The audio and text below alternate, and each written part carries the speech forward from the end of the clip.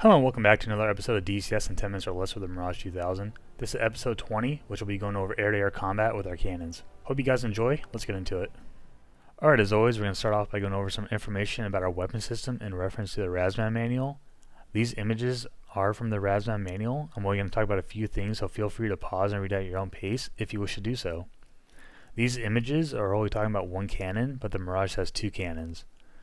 The main use for the cannons is air-to-air combat and strafes against ground targets. The maximum effective range is 1,000 meters for air-to-air combat. The muzzle velocity is 830 meters versus F-Series Fighter's 20mm cannon muzzle velocity of 1,050 meters. The rate of fire, there's two modes. You got high, which is 1,800 rounds per minute, which is intended for air-to-air combat. Then you have low, which is 1,200 rounds per minute, intended for air-to-ground combat. Each cannon only holds 125 rounds.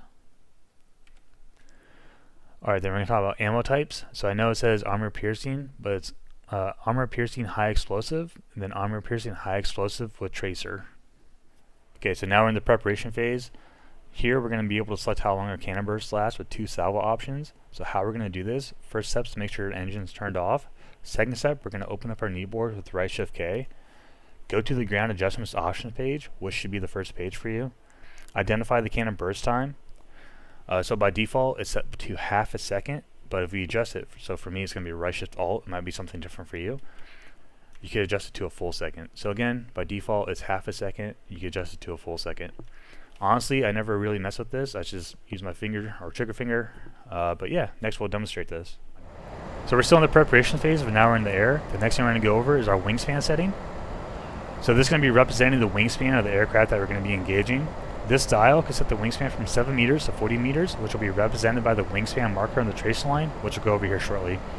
So the way to actually adjust any wingspan is just use this dial here, use that white line to adjust the scale to whatever wingspan you need. So fun fact, it's set to 15 meters, which is the default for the F-18 Hornet. Alright, so next is going to be the shooting and station switch, which is right here. By default, it's turned off. If you flip this on, all it's going to do is going to give you shooting cues when the plane thinks you have a high probability chance to hit the target. This is not perfect, but if you're new to the Mirage, this will definitely help you get rounds on target. Okay, so next down here, our cannon has its own safety switch, so make sure you flip that up to arm the cannon. A lot of people forget to do that, including myself. Alright, then right here on the PPA panel, whenever you're ready to engage a target, flip the master arm to arm. Then we're going to go to our settings real quick. Make sure you have C and M AA gun binded to your Hotas. Okay, now we're going to select our cannon by using that command. As you can see, we have some cannon symbology up here, and we have cannon selector right here.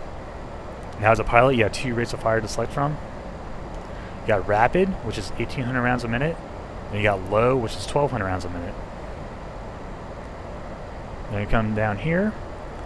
On our PPA panel, we have taut, which as before, if you hold the trigger down, your gun's going to shoot as long as you hold the trigger down. If you flip it to partial, go to your kneeboard, and you notice that we have the half-second burst selected. That's how you select the burst. So let's go to taut real quick. Let's go low for this example. Holding the trigger down, it's going to shoot as long as I hold the trigger down. Go to rapid. We're just using rapid for the example. Let's go to partial. Now I'm going to hold the trigger down. It's going to stop at half a second. So holding the trigger down, it stops. Holding the trigger down, it stops. Okay, so that covers the preparation phase. See you on the next one. Okay, so now we're going to go over our gun symbology without the radar. So let's select our cannon real quick. Try to get a good sight picture. That works. And pause TrackIR. So again, this is going to be our gun symbology without using a radar. This is really useful if you're going to dogfight when you don't have radar aided symbology, or if you're trying to be sneaky and not alert the enemy's RWR. A lot of the symbology here is also going to be used for when we use our gun symbology with our radar. Let's start with the gun crosshair. This is the board sight for both our magic and our cannons, meaning that this is a fixed point of aim. Next is going to be the tracer line, which is also known as the gun snake. This starts from the gun cross and the length represents 1,000 meters. This line does not predict the round's flight path, but also shows the continuous virtual path of rounds for 1,000 meters. Next is going to be our wingspan markers. These are placed at 300 and 600 meters along the tracer line. Then we have our shell markers, which represents the bullet speed or time of flight it takes for 1,000 meters. So let's unpause that real quick and you can actually watch the flight path of them, or the time of flight. Alright, then we'll zoom in a little bit more. Next we'll do our salvo markers.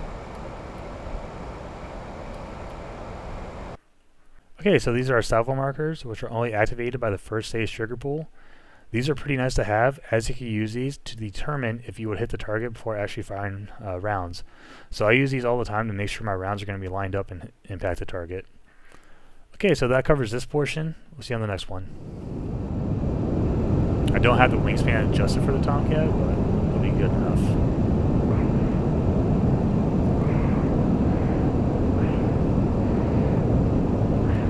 There's the salvo markers.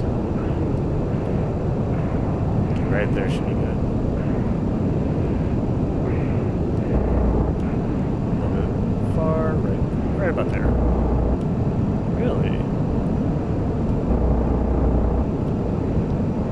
Hit him. There we go. But yeah, as you can see, it's not really that difficult.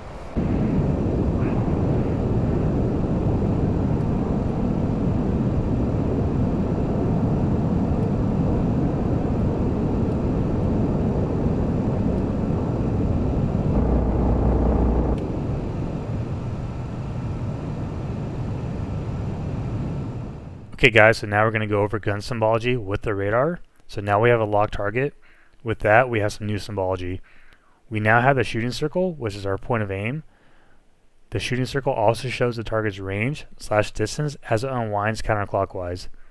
Each tick on the shooting circle represents 300 meters, starting at 1200, 900, 600, and 300 meters. We now have an analog closing speed chevron, which shows the range of the target will be at in 5 seconds. I also have a good demonstration of the salvo markers being used as a pre-shot to see if the rounds will line up on the target. Alright guys, so this is another practical exercise with the gun symbology using the radar. We're going to get behind this guy, lock him up in the ACM mode. And then work our shooting circle onto him and shoot him.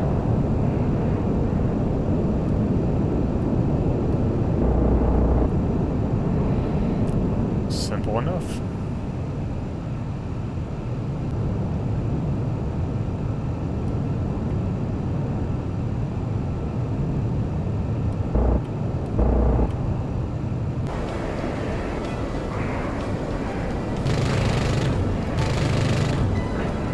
Yeah.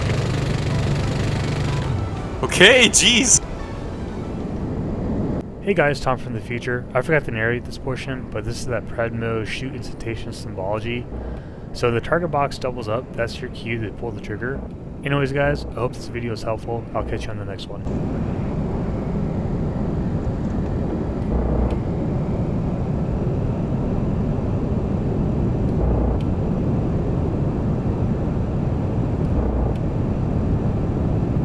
Huh!